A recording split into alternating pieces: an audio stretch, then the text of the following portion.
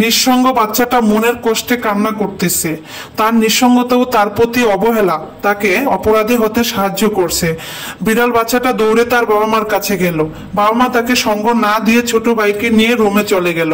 বাবা মায়ের সঙ্গ না পেয়ে বাচ্চাটা একাই গাড়ি দিয়ে খেলতেছিল। কিছুক্ষণ পরে বাবা এসে তার গাড়িটা নিয়ে যায়, নিয়ে গিয়ে ছোট ভাইয়ের সাথে গাড়ি দিয়ে খেলা করতেছে। আড়াল থেকে বাচ্চাটা তা দেখে তার নিঃসঙ্গতার জন্য কষ্ট পেয়ে চলে আসে। বাবা এসে একটা বালিশ ছুঁড়ে দিয়ে চলে যায়। বাবা মা ছোট ভাইকে নিয়ে আরাম করে ঘুমাচ্ছে, আর বড় ভাই মনের কষ্টে বাইরে চলে আসলো।